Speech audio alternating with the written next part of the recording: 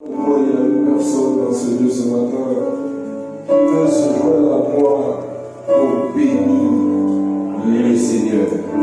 Il y a différentes manières qu'on peut bénir le Seigneur. La manière la plus simple, j'ai envie de dire, c'est lorsque tu es dans sa présence, tu commences à le célébrer. Lorsque tu es dans sa présence, tu commences à crier. Lorsque tu es dans sa présence, tu commences à pousser des cris de joie. Lorsque tu es dans sa présence, tu commences à l'acclamer. Lorsque tu es dans sa présence, tu ne regardes pas ton voisin de rue. Tu ne regardes pas ta voisine. Tu ne regardes pas ton voisin. Chacun son histoire et le salut est personnel. Tu connais ton histoire avec Dieu. Tu sais où il t'a tiré. Tu sais où il t'a mis. Si tu es là ce matin, ce n'est pas le fruit du hasard. C'est parce que quelqu'un qui a pris le plus pour toi. C'est parce que quelqu'un qui a pris le plus pour toi. C'est parce que quelqu'un qui a parlé de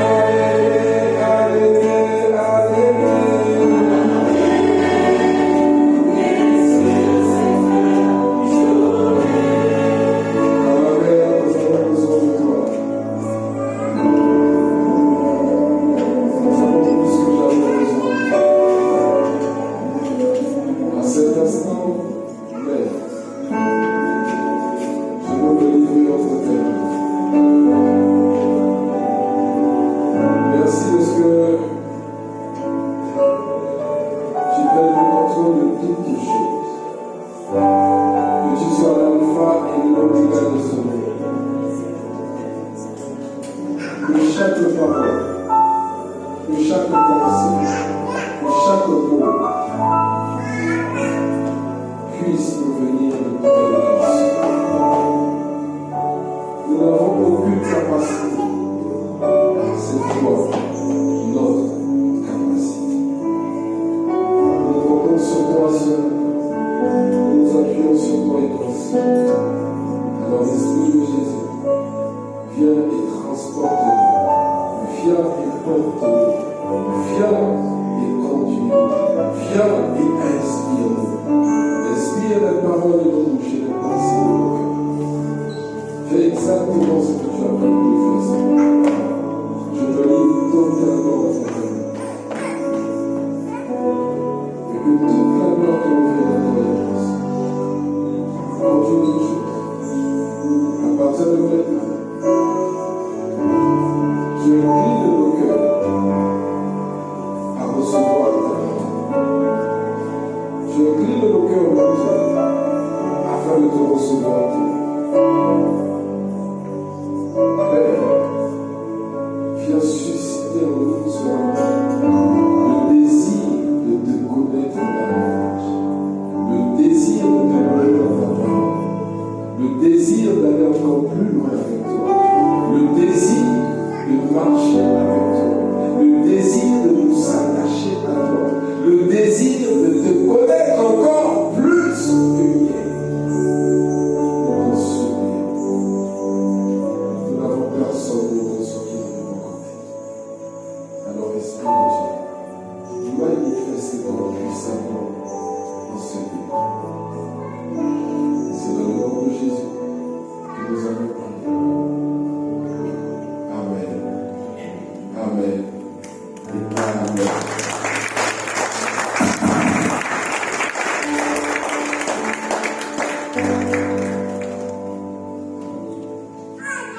Je suis content d'être là ce matin.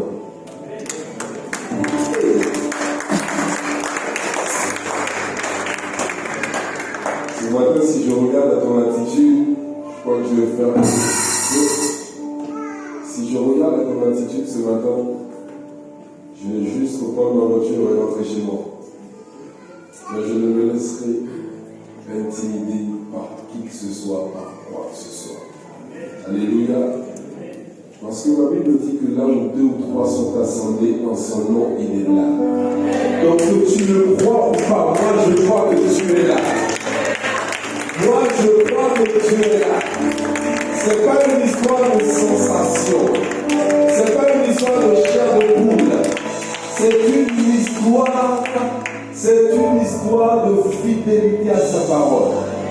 Puisque Dieu a dit ceci qui est. Est-ce que quelqu'un comprend? Dieu a dit qu'il est là, il est au milieu de là où il y a 2 ou 3 qui se rassemblent, Dieu est là. Regarde ton voisin, dis-lui, est-ce que tu es conscient de cela? Demande à ton voisin, est-ce que tu es conscient que Dieu est là ce matin? Je te dis ça parce que quand je vous regarde, quand je te regarde, j'ai l'impression que tu n'as pas conscience de cela. Mais tu ne peux pas m'intimider au nom de Jésus. Personne ne m'intimidera. Alléluia. Juste avant de t'asseoir, est-ce qu'on peut prendre quelques instants pour célébrer Dieu pour la vie de nos pères dans la foi, des apôtres de la maison, là où ils sont ce matin, de prions pour le Seigneur, l'église abondamment, l'église qui s'apporte au nom puissant de Jésus. Je pensais que tu allais parler de ça. Je pensais que tu allais parler de ça. La grâce que tu me donnes, c'est celle qui manifeste. La grâce que tu me donnes, c'est celle qui te localise. La grâce que tu me donnes, c'est celle que tu reçois. Alors donne-moi un bon et acclame Dieu. Nous voulons également prendre quelques instants pour célébrer Dieu pour la vie de nos pères, le pasteur Mateta ainsi que le pasteur Chantal. Là où ils sont, il y a le pasteur Mateta qui est en mission ce matin en Martinique. Est-ce qu'on peut célébrer Dieu pour sa vie? Et nous prions que le Seigneur nous utilise puissamment en Martinique ce matin. Au nom puissant de Jésus. Je pensais que tu allais faire mieux que ça. Je pensais que tu allais faire mieux que ça.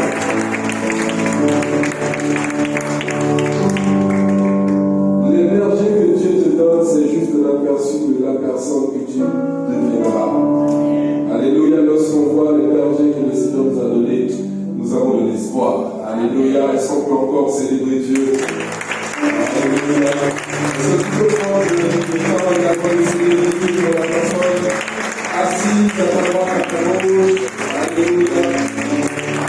Est-ce que tu peux prendre le temps d'accueillir tout le monde à la vie, parce que tu es prêt à tout aussi dans les deux.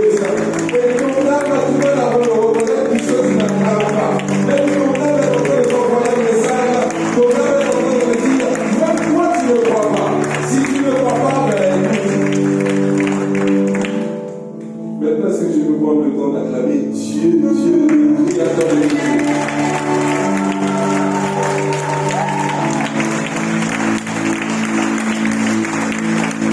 Est-ce qu'on peut célébrer Dieu aussi pour nos chances? Alléluia. Ce matin, rien ne va, mais Dieu est là. Il y a ton voisin, ce matin, c'est compliqué. Mais Dieu est là.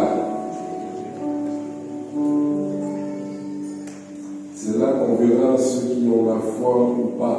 Alléluia. C'est face à l'adversité que tu dois manifester ta foi, n'est-ce pas? Depuis quelques semaines, nous sommes sur un thème. Et moi-même, personnellement, ça me fait du bien, ça m'a fait du bien. Alléluia. Et j'ai pris au mot le défi, le défi, ou encore le challenge, ou encore, que le Bishop Dag nous a donné à tous. Il faut revenir à l'essentiel, à l'évangile. Alléluia. On prêche beaucoup de choses, on prêche sur la prospérité, c'est bien, ce n'est pas mauvais. Mais Jésus doit être au centre de toutes choses. Alléluia. On prêche sur le mariage, c'est bien, ce n'est pas mauvais. Mais on doit revenir à l'essentiel. Dis à ton voisin, on doit revenir à l'essentiel. Les voisins, on doit revenir à l'essentiel. Je vais commencer à crier, comme ça tu vas te réveiller. Alléluia. Et nous sommes en train de parler des faits marquants de Jésus. Nous avons commencé avec les miracles que Jésus a pu opérer lorsqu'il était en train de traverser, lorsqu'il était dans cette barque et le vent a commencé à souffler. On a vu comment Jésus a réagi face au vent et à la tempête. Alléluia. Et on a vu également Jésus qui n'était maintenant pas dans la barque, mais il était sur l'eau. Alléluia. Et on a vu comment Jésus a triomphé, comment Jésus a pu marcher sur l'eau. Alléluia. Aujourd'hui, Jésus n'est pas dans la barque, Jésus n'est pas dans l'eau, mais Jésus est sur le rivage et vous allez voir qu'il va quand même commenter et il va être obéi. Est-ce que quelqu'un comprend? Jésus était, est et sera toujours le boss. C'est ce message que le monde a du mal à comprendre. Dans certaines religions, dès lors que tu commences à parler de Jésus, on te dit Jésus n'est pas Dieu. Mais moi, je reconnais l'arbre à son fruit. Tu peux me dire que tu es une mangue, mais si lorsque j'ouvre et qu'à l'intérieur c'est de la tomate, je te dirais, écoute, c'est bien beau de me dire que tu es une mangue, mais lorsque je te mange, ce n'est pas le goût de mangue que je trouve. Est-ce que quelqu'un comprend? On reconnaît l'arbre à son fruit. Lorsque je vois tout ce que Jésus a pu faire, lorsque je vois le message qu'il a apporté, aujourd'hui, on ne peut pas dire que Jésus-Christ n'est pas Dieu. Aujourd'hui, ce n'est pas le sujet. Alléluia. Jésus-Christ est Dieu. Jésus-Christ est Dieu. Donc, aujourd'hui, nous allons continuer. Et avec moi, on va continuer. C'est avec moi, on va continuer. Le premier message, nous avons parlé de Jésus dans la barque qui se trouve dans Marc 4 il a calmé la tempête. Donc lorsque Jésus a calmé la tempête, toi aussi tu as le pouvoir de calmer les tempêtes qui viennent bouleverser ta vie au nom de Jésus. Alléluia. La présence de Jésus assure la victoire. Dites avec moi, j'ai Jésus avec moi. Donc la victoire est pour moi. Donc le message 2, nous avons vu que Jésus sur les eaux, qui se trouve dans Matthieu 14, et Pierre a commencé à marcher sur l'eau, sur quoi? Sur la base d'une parole que Jésus lui avait donnée. Est-ce que quelqu'un me suit? Est-ce que quelqu'un me suit ici? Et nous avons vu que la foi triomphe de la peur. Et le message d'aujourd'hui, nous allons voir Jésus toujours sur le rivage. Là, Jésus n'est pas dans la barque, comme je le disais tout à l'heure, il n'est pas sur l'eau, mais il est sur le rivage. Et nous allons voir cela dans Jean 21. Et la Bible dit dans Jean 21, verset 6, il leur dit, jetez le filet du côté droit de la barque. Vous voyez, Jésus maintenant n'est pas sur l'eau, il n'est pas dans la barque, mais il est en train de suivre la scène à distance, juste une parole qu'il donne, et cette parole va s'accomplir au nom de Jésus. Il leur dit, jetez le filet du côté droit de la barque, et vous trouverez, ils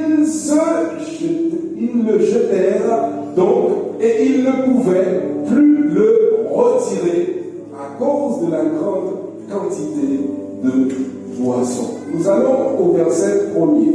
Nous allons au verset 1er. Pour que vous puissiez comprendre le contexte de cette histoire. Après cela, Jésus se montra encore aux disciples. Là, donc là, nous sommes en train de parler après la résurrection de Jésus. Alléluia.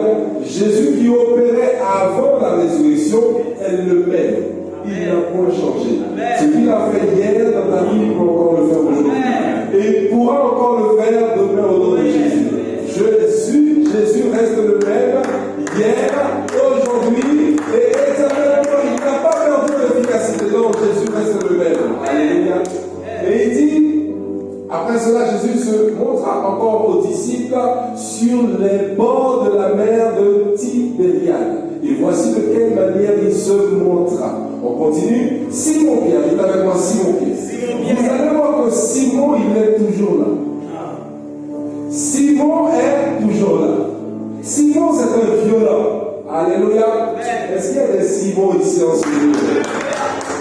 Thomas appelé Didyme Nathanaël de Cana en Galilée, le fils de Zébédée, et deux autres disciples de Jésus étaient ensemble. On continue. Simon-Pierre leur dit encore Simon. Dites avec moi Simon-Pierre. Simon-Pierre. Il dit, je vais pécher. Il lui dit, nous allons aussi avec toi. Ils sortirent et montèrent dans une barque. Et cette nuit-là, ils ne prirent rien. Wow. Donc, là, on parle des gens qui ont de l'expérience. On parle des pécheurs. Ces gars, ils savent où aller pour pécher. Ils savent comment faire. Ils savent comment réagir, comment s'ajuster. Ils savent pécher. Ils ont de l'expérience. Dites avec moi expérience. Dites avec moi expérience. Ils ont de l'expérience. Malgré le fait qu'ils aient de l'expérience, ils ont passé toute une nuit à pécher, mais ils n'ont rien pu tenir, attraper. Est-ce que quelqu'un me suit? Je ne sais pas dans quelle situation tu te retrouves. Peut-être que ça fait longtemps que tu es en train d'essayer d'avoir quelque chose. Tu n'y arrives toujours pas. Je ne sais pas dans quel domaine tu essaies d'attraper quelque chose, malgré le fait que tu aies fait des études dans ce domaine, mais tu n'y arrives pas. Je ne sais pas depuis quand tu essaies, peut-être pendant des années, peut-être 3 ans, 4 ans, 5 ans, 6 ans, je ne sais pas, mais eux, pendant toute une nuit, ils ont essayé d'attraper quelque chose, ils n'ont pas réussi. Parfois, tu peux ne pas réussir parce que tu ne sais pas faire. Est-ce que quelqu'un le comprend? Mais là, on ne parle pas des gens qui ne savent pas faire. On parle des gens qui ont une certaine expérience. C'est leur job, c'est leur métier. Pécher. Est-ce que quelqu'un le comprend? Or, ils ont passé toute la nuit à essayer d'attraper, mais ils n'ont rien pu tenir. Mais dites avec moi, mais. Dites avec moi, mais. Dites avec moi, mais. Est-ce qu'on peut continuer? Est-ce qu'on peut continuer? Jésus leur dit, dites avec moi, Jésus leur dit, enfants, n'avez-vous rien à manger? Il pose la question. Ils lui répondirent, non. On continue. Il leur dit, dites avec moi, il leur dit, jetez le filet du côté droit de la barque. Pourquoi il n'a pas dit gauche? Il n'a pas dit derrière, il a dit le côté droit. Dites avec moi, le côté droit. Le côté droit. Et vous trouverez, il le jetait. Donc, et il ne pouvait plus le retirer à cause de la grande quantité de poissons. Écoutez, ils ont passé toute la nuit à pêcher. Jésus se présente. Là, Jésus n'est pas dans l'eau. Vous comprenez? Jésus n'est plus dans la barque. Là, Jésus se positionne sur le rivage. On va voir maintenant dans Genèse 1er, à partir du verset 2. Genèse 1er que tout le monde connaît. Vous allez voir que Jésus, c'est un spécialiste des eaux. Eux, c'était des spécialistes de la pêche. Mais Jésus, c'est un spécialiste des eaux. Est-ce que quelqu'un comprend? Je reprends. Jésus, c'est un spécialiste des eaux. Eux, c'était des spécialistes de la pêche. Donc, le spécialiste de la pêche, tant qu'il y a des poissons, il va pouvoir faire ce qu'il a à faire. Mais le spécialiste des eaux, c'est lui qui positionne les poissons là où il veut dans l'eau.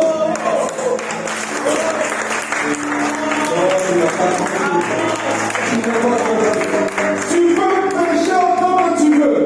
Mais tant que le spécialiste des eaux n'a pas dit, jette ton filet à tel ou tel endroit, tu vas pêcher et tu n'auras rien. Regarde, depuis la Genèse, vous allez voir, la terre était informe et vide. Et il y avait des ténèbres sur la surface de l'abîme. Et l'Esprit de Dieu se mouvait où? Au-dessus des eaux. L'Esprit de Dieu ne n'est pas n'importe où, mais au-dessus des eaux. Donc il était là pour dire, en fait, je suis aux commandes. C'est moi qui ai la clé. C'est moi qui peux tout où je veux, quand je veux, à n'importe. C'est moi qui ai le contrôle de toutes choses. Tu ne crois pas, on va aller encore plus loin. On va prendre Ésaïe 40, le verset 12. Ce n'est pas moi qui pense, je n'ai pas écrit la Bible. Ésaïe 40, le verset 12, on dit quoi? Ésaïe 40, le verset 12. Ésaïe 40, le verset 12. On y va? Qui a mesuré les eaux? Pose la question à ton frère. Pose la question à deux personnes. Qui a mesuré les eaux? Qui a mesuré les eaux dans le creux de sa main? Qui? Il n'avait pas qui? Qui? C'est Dieu. Vous voyez? Dieu connaît le poids exact de l'océan. Il connaît la profondeur de l'océan. Il sait tout. Il sait tout. Il sait tout. Est-ce que tu me crois maintenant ou pas? Donc Dieu c'est un spécialiste des eaux. Voilà pourquoi il est riche à parler. Voilà. Vous voyez l'un des premiers miracles de Jésus. Noce de Cana. Oh my God. Qu'est-ce qu'il doit demander de faire? Qu'est-ce qu'il doit demander? Les cœurs. Il a demandé quoi? De faire quoi? De faire quoi?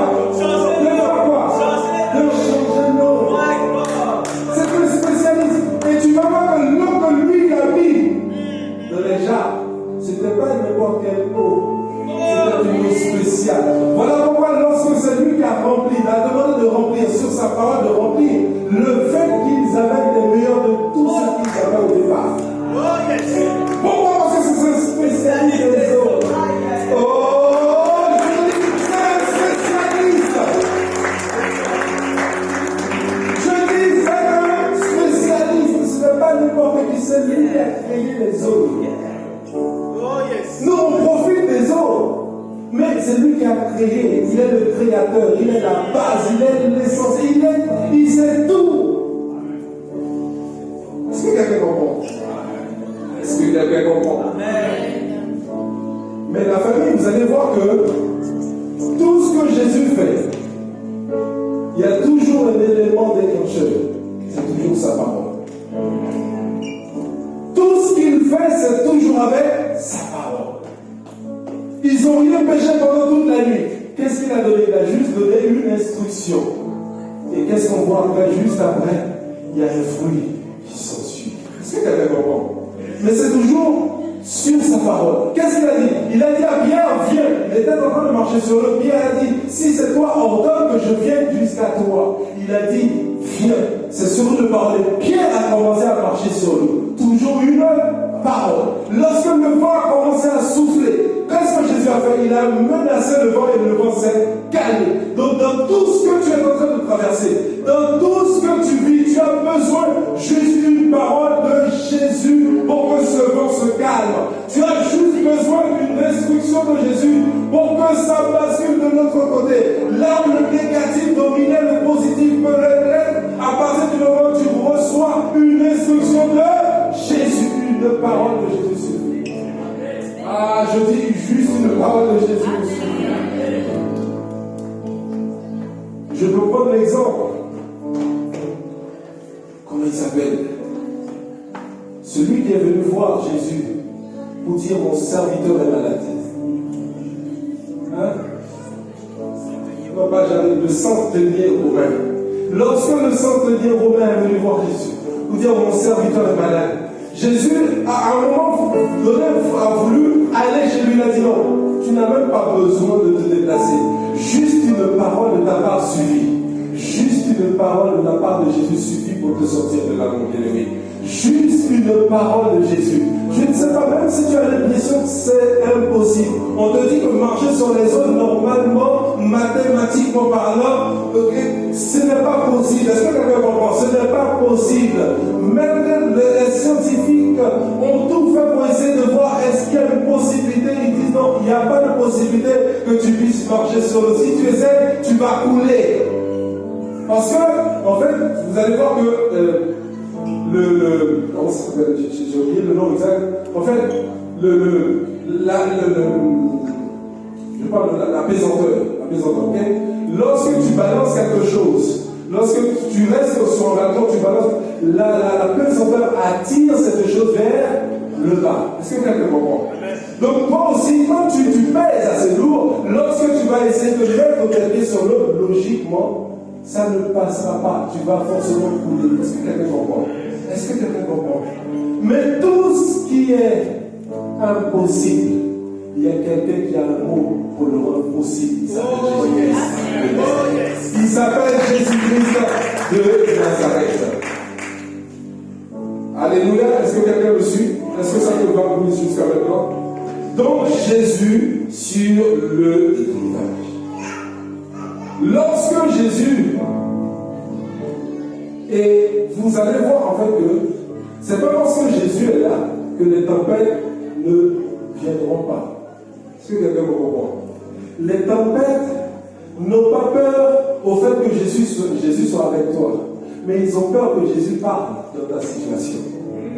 Quelqu'un comprend? Les tempêtes ont peur que Jésus parle parce que dès lors que Jésus parle, ça s'arrête. Est-ce que quelqu'un comprend? Est-ce que quelqu'un comprend? Donc, la tempête, non, les filets sont vides, mais l'obéissance ouvre la surabondance. La tempête t'a appris à survivre, la marche sur les eaux t'a appris à croire, le rivage t'enseigne à obéir. Dites avec moi, obéissance. Dites avec moi, obéissance. Donc, quand Jésus parle, dites avec moi, quand Jésus parle, en fait, vous allez voir que les disciples ont tout essayé, mais la nuit reste vide. Au matin, une voix du rivage leur dit, jetez du côté droit. Ce n'est n'est pas une nouvelle méthode qu'il leur donne. C'est une nouvelle direction. Est-ce que quelqu'un comprend? Quand Jésus parle, le vide devient fécondité. En fait, je veux t'amener à comprendre que l'obéissance à la parole du Seigneur attire toujours la restauration, la direction et la surabondance. On peut tout faire, on peut tout dire, on peut tout essayer, mais tant que tu n'auras pas une parole de Jésus-Christ, tu vas passer beaucoup de temps à tourner en rond. Mais que cela ne soit pas qu'on partage au nom de Jésus. Que cela ne soit pas qu'on partage au nom de Jésus. Donc le point numéro 1 que je dois partager avec toi, c'est l'obéissance vaut mieux que l'expérience. C'est avec quoi l'obéissance vaut mieux que l'expérience. En fait, les disciples auraient pu dire à Jésus, mais je crois que tu ne comprends pas. Je crois que tu n'analyses pas, que tu ne comprends pas ce qu'on vient de vivre. Toute la nuit, on a pêché. Nous sommes des spécialistes de la pêche, monsieur. Qu'est-ce que tu connais de la pêche? Est-ce que tu connais quelque chose? Ils auraient pu commencer à discuter avec Dieu. Ils auraient pu commencer à discuter avec Jésus. Non, ils n'ont pas discuté, ils ont obéi. Beaucoup d'entre nous, lorsque Dieu nous parle, on commence à donner des arguments à Dieu. Lorsque Dieu nous dit, tu es la tête dans laquelle tu dis non, peut-être pour les autres, mais pas pour moi. On te dit que tu peux réussir dans tel ou tel domaine, tu dis non, Seigneur, ça c'est pour une certaine catégorie de la population, mais pour moi, ça ne sera pas possible. Tu commences à expliquer à Dieu comme si Dieu ne comprenait pas les choses, alors qu'il est le spécialiste de tout. Est-ce que quelqu'un comprend? Cette nuit-là, ils ne prient rien. Le matin, Jésus leur dit, enfant, n'avez-vous rien à manger? Ils répondent, non. Dieu permet parfois des nuits vides pour te rappeler que le succès dépend de son ordre, pas de ton expérience. Parfois, il y a des nuits vides que tu vas traverser, pas parce que tu n'as pas l'expérience, mais Jésus veut te rappeler que c'est moi la source de toutes les ressources. Parfois, on se focalise sur les ressources au lieu de nous focaliser sur la source. Parce que sans la source, il n'y a pas de ressources. C'est quelqu'un comprend. Samuel 15, verset 22, que nous connaissons tous, l'obéissance vaut mieux que les sacrifices. Beaucoup d'entre nous, parfois, on veut faire des sacrifices. Or, juste obéir à ce que Dieu dit. Juste, quand tu viens au culte, on te dit que là où deux ou trois sont assemblés, tu es là. Tu ne crois pas. Tu dis non, ce matin, il n'y avait pas la batterie. C'est comme si c'est la batterie qui allait amener la présence de Dieu. Ah, les chants ne chantaient pas bien ce matin. Comme si c'était les chants qui allaient amener la présence de Dieu est à l'intérieur de toi. C'est un toi. On transporte tous Dieu. Non, tu vois, là, tu ne crois pas. Si tu croyais, tu allais me dire Amen. Amen. On transporte Dieu. Non, tu penses que c'est dans ce que tu vas faire. C'est là qu'on va voir que Dieu non fait. Crois seulement à la parole. On a dit que là où deux ou trois sont assemblés, Dieu est là. Donc Dieu est là. Est-ce que quelqu'un comprend? 2 Rois 7, 14, on dit, tu vois, l'histoire de Néhémie. Il se prolonge 7 fois dans le Jourdain, selon la parole du prophète, et fut pur. Bon. Quelqu'un allait dire, Dieu, si tu es réellement Dieu, pourquoi tu as besoin que je fasse ça 7 fois? C'est quelqu'un comprend? Juste une fois, ça suffit ou pas?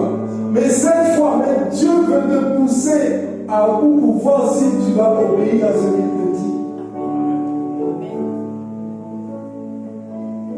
On peut recevoir beaucoup de choses, beaucoup de révélations, mais ce qui va faire la différence, c'est est-ce que je vais prendre en compte ce que Dieu dit?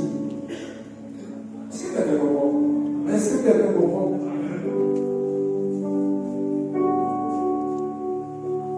Ce que ton expérience ne peut pas produire,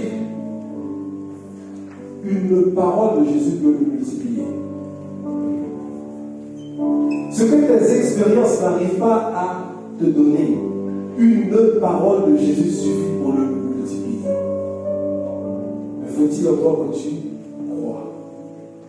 Si tu crois, tu verras sa gloire. C'est pas moi qui le dis. Quand Dieu te dit d'appeler, de pardonner, de servir, d'attendre, d'agir, fais-le sans discuter. Dieu te dit pardonne à ton frère. Tu dis, il m'a tellement fait. Il m'a méprisé. Pardonne à ton père, pardonne à ta soeur, pardonne à ta maman. Non, ils m'ont trop fait souffrir.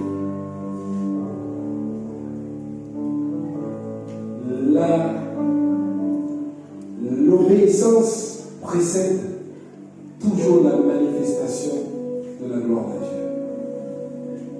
C'est quelqu'un comprend. Si tu crois, tu verras la gloire. Mais si tu ne crois pas, tu ne verras pas la gloire. Est-ce qu'il y a quelqu'un qui comprend? Est-ce qu'il y a quelqu'un qui comprend? Acclame Dieu si tu comprends.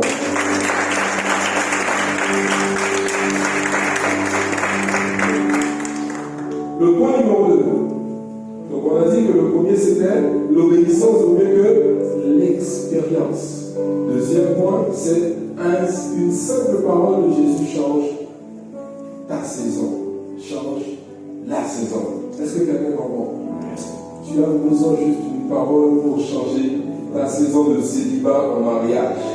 Tu as juste besoin d'une parole de Jésus pour changer ta saison de chômage en travail au nom de Jésus.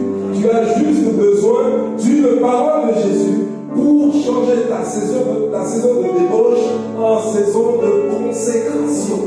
Tu as juste besoin d'une parole de Jésus. Jean 21, le verset 6, il dit quoi? Jetez le filet du côté droit de la barque et vous trouverez, il le jetait. Et ils ne purent le retirer tant qu'il y avait de poissons. Même mer, même barque, même filet, seule la parole de Jésus a changé la situation. Ils étaient au même endroit, ils n'ont pas changé d'endroit, mais ce qui a changé la donne, c'est la parole que Jésus a donnée. Donc ce qui va changer ta situation n'est pas le fait que tu sois heureux. Parce que souvent on se dit, il faut que je change de pays pour réussir, il faut que je change de pays pour me marier, il faut que je change de pays pour trouver un travail, un bon travail. Mon ami, ce n'est pas ça qui va changer la situation. Ce qui va changer la situation, c'est si tu as reçu l'instruction de Dieu.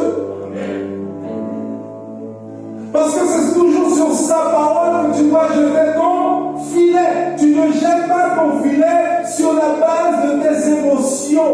Tu jettes ton filet sur ses instructions et non sur tes émotions.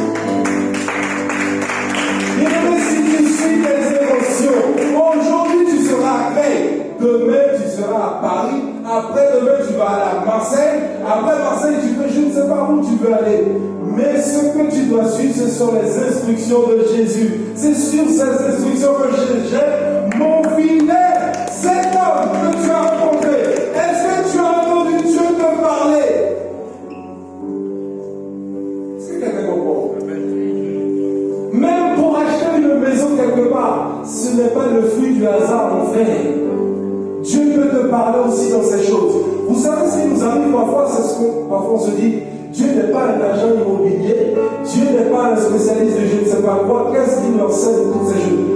Quand même tu ne le dises pas, mais ton attitude, c'est ce que ton attitude envoie comme message dans le monde spirituel.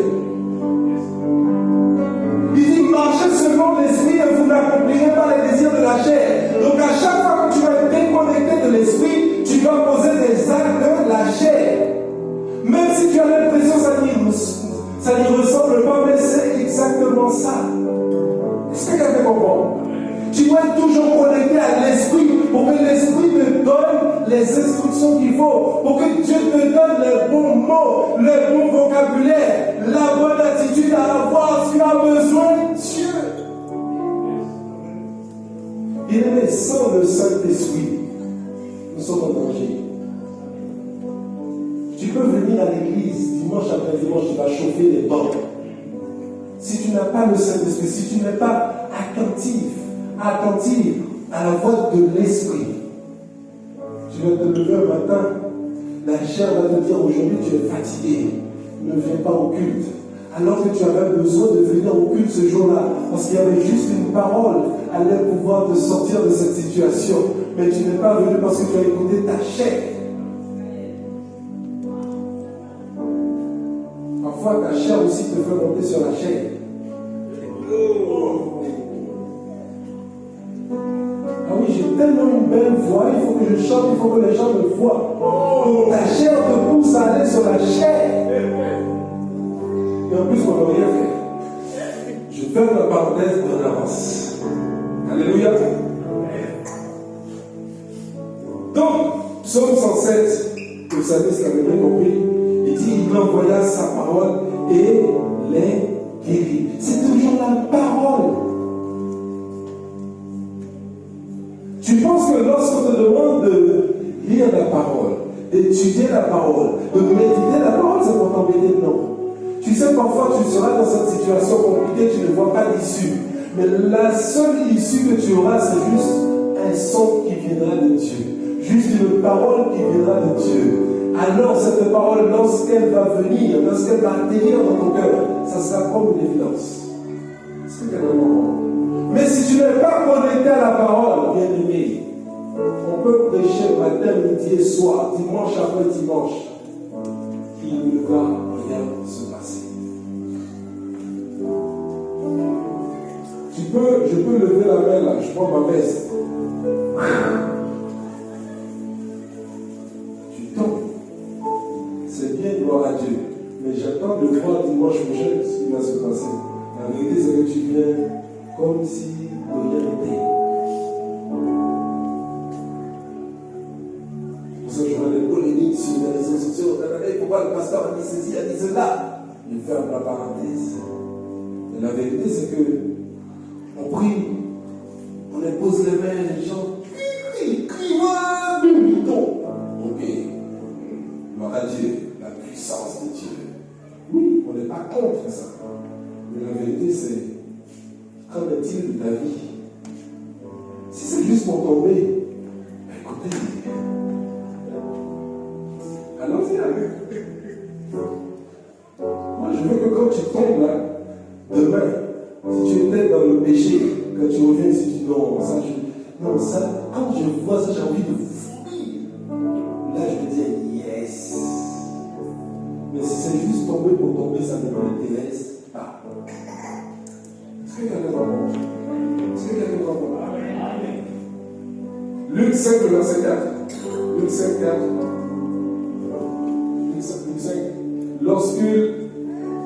Lorsqu'il eut cessé de parler, il dit à Simon, avance en pleine eau et jetez vos filets au péché. Quand tu rates l'instruction de Dieu,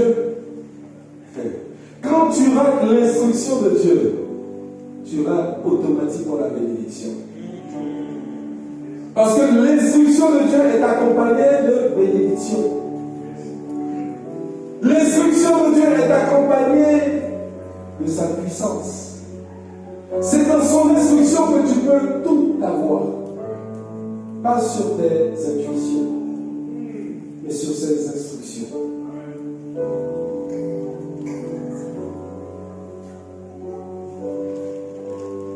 Alors, le secret de la fécondité, ce n'est pas de travailler plus, c'est d'écouter Dieu. On peut travailler beaucoup, mais si on n'écoute pas, ça ne sert à rien. Ce n'est pas de travailler plus, mais c'est d'écouter mieux. Parfois, on pense que c'est dans l'activisme qu'on aura des résultats. Non, c'est dans mieux écouter, c'est dans l'écoute. Est-ce que quelqu'un comprend? Je peux avancer? Dieu veut te montrer le bon côté, le côté droit de ton obéissance. La différence entre le vide et la surabondance, c'est une oreille qui écoute. Amen.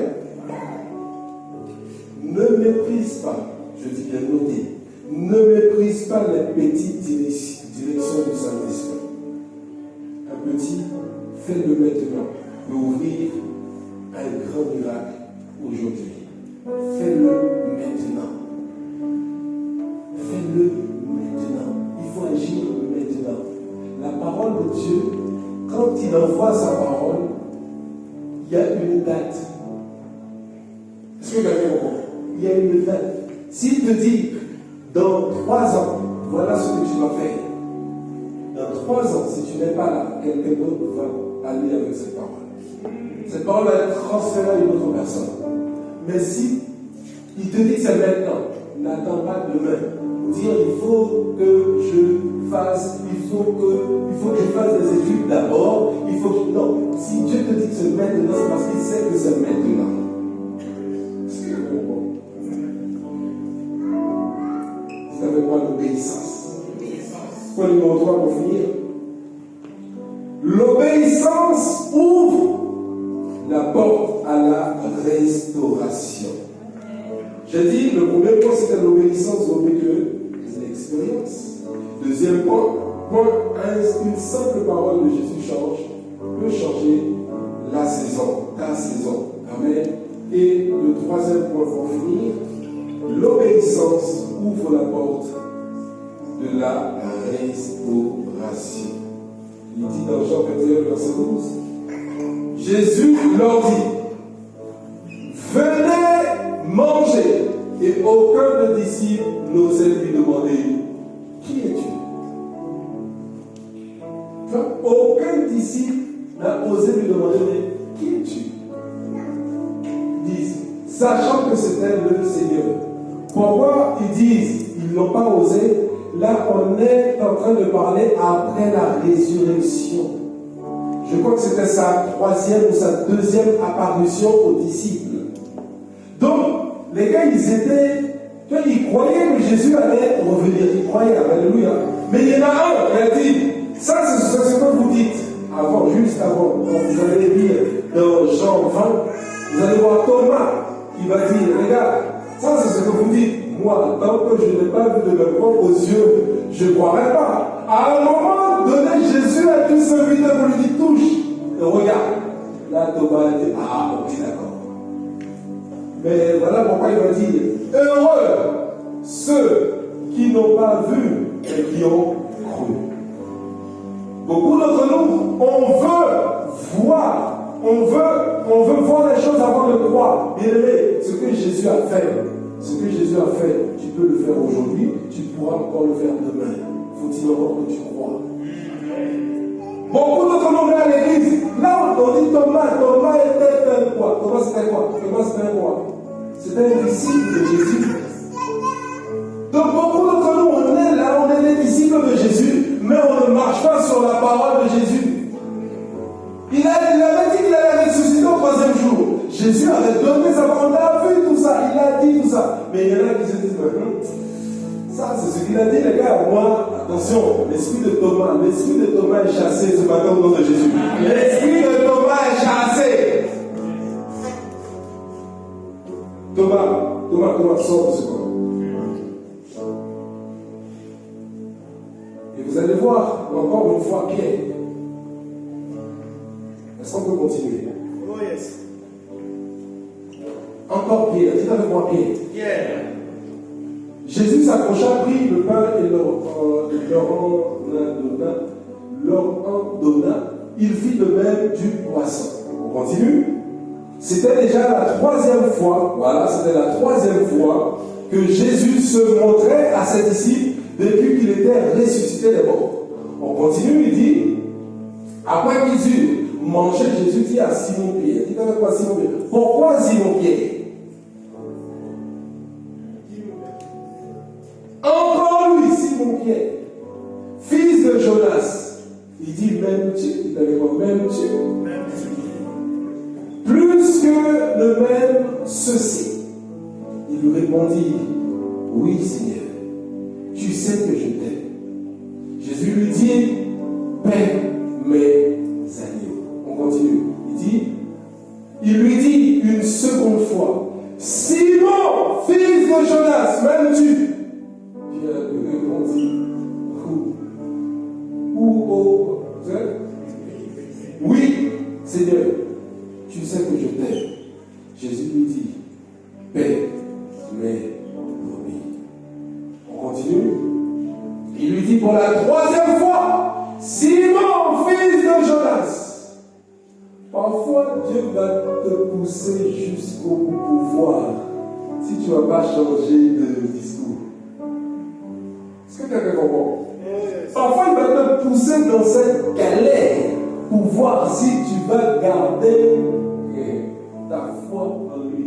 Pour voir si tu n'es pas un peu... Aujourd'hui, on fait face à des chrétiens qui n'ont pas de fondement. On a beaucoup de gens qui sautent à l'église, qui chantent à l'église, qui dansent, c'est bien. David dansait. Et la Bible dit que c'est l'homme selon le cœur de Dieu. Amen, alléluia. Mais bien aimé, pourquoi je me dis aujourd'hui, on fait beaucoup de bruit, mais il n'y a pas de consistance. Il n'y a pas de fondement. Pourquoi? Parce que dès lors que tu as un petit problème avec quelqu'un à l'église, tu quittes l'église. Dès lors que tu as une petite frustration dans un département à l'église, tu quittes. Ça s'appelle quoi? Immaturité. Tu es immature. Tu es quelque part, on ne peut pas te faire des remarques. Dès lors qu'on te fait des remarques, mais non, moi je ne peux plus être là. Mais pourquoi tu ne fais pas la même chose dans ton travail? Je te pose la question. Pourquoi depuis le temps que tu es dans ton travail, ton manager il te parle comme je ne sais pas quoi, tu restes? Mais quand il s'agit de l'église, tu ne veux pas rester. Là-bas, on est méchant. Immature. Parfois, Dieu va te pousser. Parfois, on va mal te parler dans un département. Parfois, on va te craser. Le but, c'est pas que tu restes comme ça. Le but, c'est que tu puisses aider aussi à ceux qui viendront pour que tu puisses les réparer. On saute, alléluia, gloire à Dieu. Mais je vais voir quand la maladie viendra, comment tu vas te comporter. J'ai été ce week-end à un enterrement d'une de nos sœurs ici qui avait perdu son oncle, force à toi, Pascal. Et j'ai vu un des frères qui parlait, la manière dont il parlait de son frère, malgré le fait qu'il ait été malade pendant un bon moment. Il a souffert visiblement, mais il y a une chose qu'il a gardée jusqu'à la fin, c'est la foi. Et tu voyais de la manière dont son frère expliquait la chose. En fait, oui, c'est dur le fait que la personne soit partie, c'est dur. Mais en fait, tu voyais qu'il était heureux parce qu'il avait la conviction que son frère était parti dans les bras du Seigneur. Et aujourd'hui, non. Oui, on a des chants qui chantent bien, on a des bons musiciens, on a le son qui est nickel, maintenant on a des appareils pour régler le son, oui, mais notre foi est basée sur ça. Le jour que l'église, il n'y a pas de musicien, tu dis, ah là-bas, il n'y a pas de musicien, je quitte l'église. On parle de qui? On ne parle pas de toi, on parle de celui qui n'est pas venu aujourd'hui, c'est bien fait pour lui.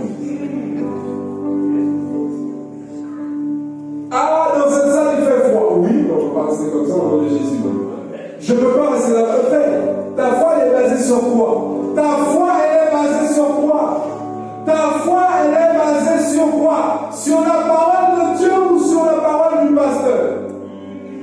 pasteur ne te dit pas bonjour. Eh my God. Mais s'il ne t'a pas dit bonjour, toi va lui dire bonjour. Si ta soeur ne t'a pas appelé, appelle-toi. Quand tu viens me voir, tu me dis, mais tu sais qu'il ne m'a pas appelé, je vais te dire, si tu n'as pas appelé, pourquoi toi tu ne m'as pas appelé? Question. Pourquoi toi tu n'as pas fait?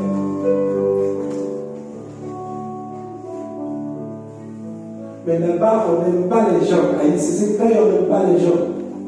Donc maintenant, toi, tu es un baromètre pour mesurer l'amour. Toi, tu viens à l'église, tu te positionnes en tant que baromètre. Aujourd'hui, le niveau d'amour est à 6 sur 10. Demain, tu reviens, aujourd'hui, c'était un peu moins. C'était un peu, voilà, c'était 4 sur 10.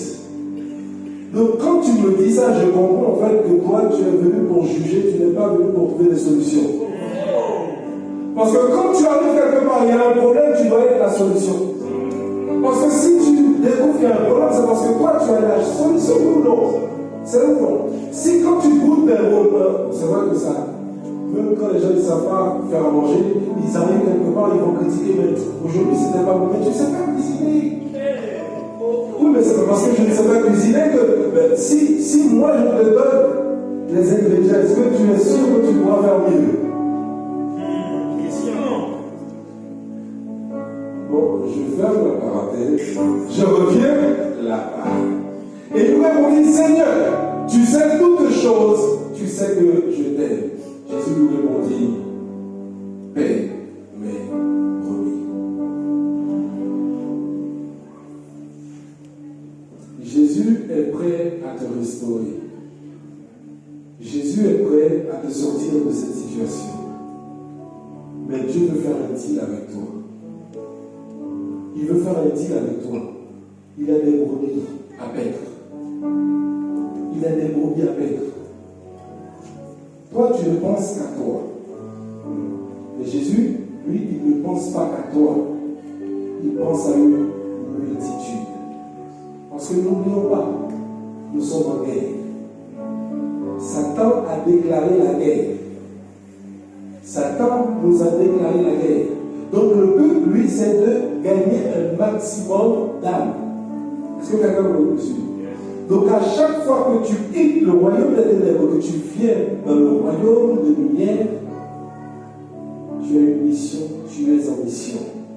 Et la mission que Dieu a pour toi, lorsque Dieu te demande de jeter ton filet, ce n'est pas pour que ton compte en banque soit rempli, c'est pour que tu puisses ramener un maximum d'âmes à lui.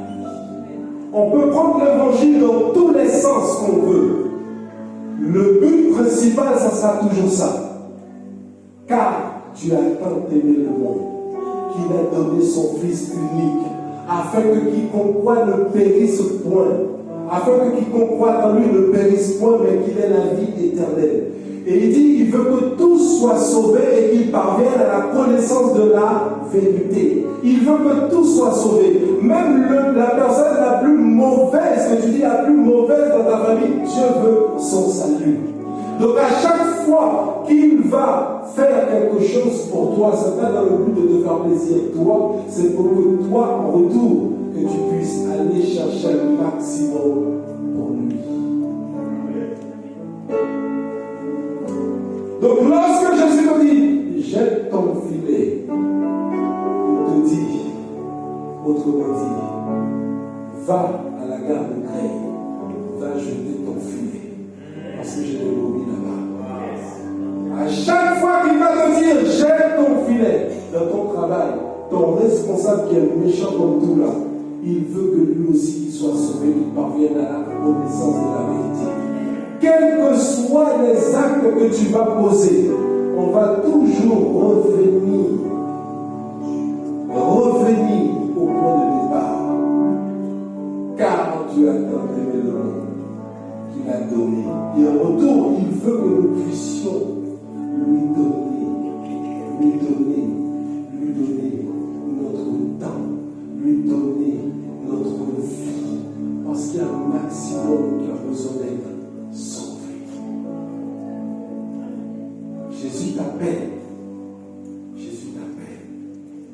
jeter ton filet.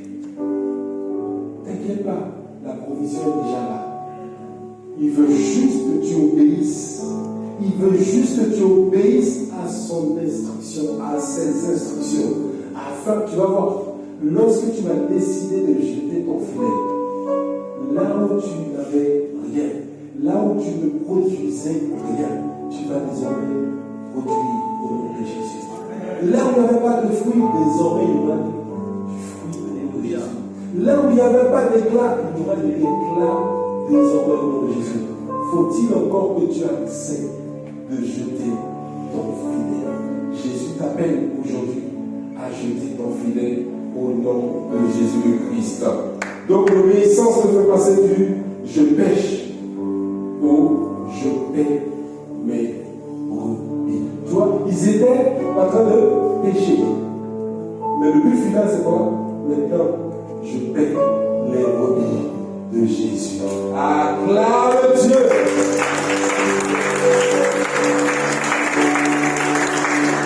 Donc, l'obéissance ne remplit pas uniquement le filet, mais elle restaure les vies. Jésus dans la barque, c'est la paix dans la tempête. Jésus sur les eaux, c'est la force dessus de la peur. Jésus sur le rivage, c'est l'obéissance vers la surabondance. Quand Jésus parle, le vide devient fécondité. Quand tu obéis, ton filet déborde. Donc que Dieu t'accorde la grâce d'obéir à sa parole et à ses instructions. Est-ce qu'on peut acclamer le Seigneur? Est-ce qu'on peut acclamer